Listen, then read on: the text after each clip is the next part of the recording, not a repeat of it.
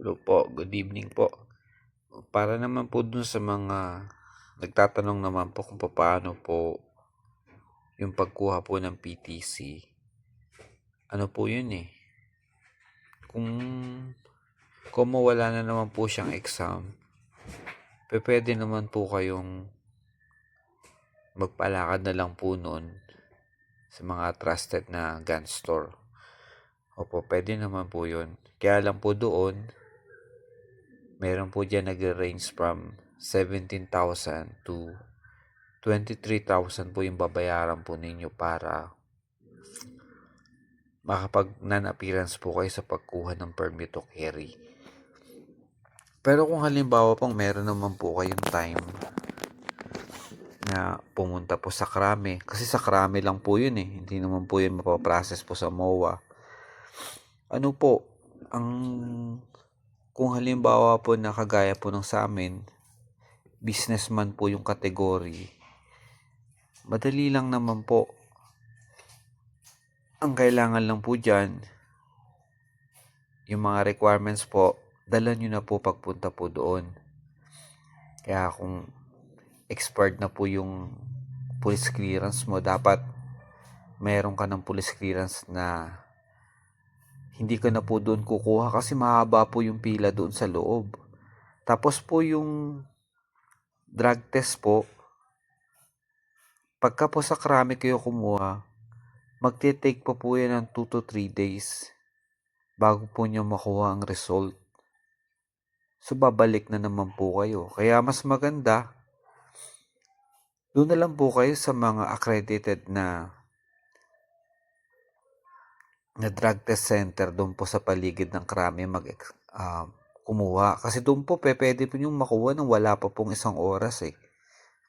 Kaya kung ano po,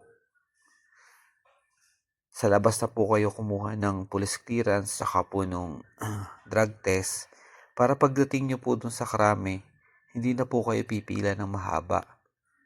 Kaya kung gusto nyo po na maaga po kayo makauwi, dapat po 8:00 po ng umaga, nakapila na po kayo doon.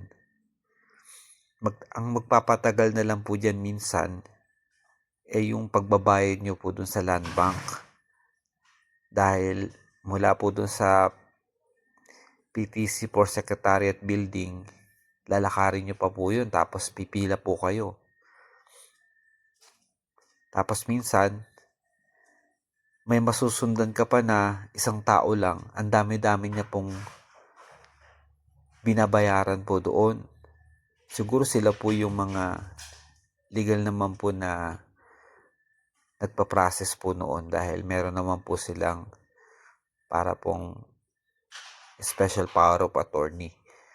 Ngayon po, halimbawa po na dumating po kayo na ng 8 a.m. kagaya po nung dati na nagpunta po ako. Meron po, 9:30 lang po, nakuha niya na po yung ID niya eh. At sana kung kabutihang palad, pang-apat po sana ako sa pinakaunang dumating po doon. Ang naging problema ko lang po yung ITR po ng BIR ko po. Kumbaga ang nabunot ko po pala dun sa envelope ko yung 2023 pa. Ang kailangan po yung 2024. So parang nawala na po ako ng pag-asa dahil hindi ko po dala eh. Hindi ko naman makontak yung nag-aayos po ng BIR ko. Hanggang sa natawagan ko po yung supplier po namin ng LPG namin. So tinawagan niyo po yung naglalakad. At ang bait naman po nung taga PTC po na PTC for Secretariat. Dahil sabi niya, hindi sir, tawagan niyo po yung yung nag-aasikaso po ng BIR ninyo. Tapos kahit po ipa-email niyo na lang, kami na po ang magpiprint dito para hindi naman po masayang yung pagpunta po ninyo. Kasi talagang nung time na yun, parang gusto ko na pong umuwi eh. Dahil syempre, wala akong dala. Parang sabi ko, babalik na nga lang ako. Yun po, ganun lang po kasi salip na po dapat ako nun pang-4, naging pang-40 po yata ako. Pero alauna po ng hapon, mga 1:30, nakuha ko na po yung PTC4 na ID ko rin po. Yun lang naman po ang ano. At yun po, pag kayo po ang naglakad, bali gagastos lang po kayo ng 12,220. Yun lang po. Ang layo po ng diferensya kaysa ipapalakad mo pa. Kaya lang, syempre, sa mga mayayaman naman po at may pera, yung mga busy, walang time. Yung 20,000 naman po para sa kanila. Ano po yun eh. Hindi naman po malaking bagay yun. Kaya lang siyempre sa kagaya po namin na siyempre nagtitipid. Tapos gusto ko rin po ma-experience paano ba talaga kumuha ng PTC. Eh siyempre, mas pinili ko na lang po na na ako na lang po yung mag-asikaso nung aking PTC4.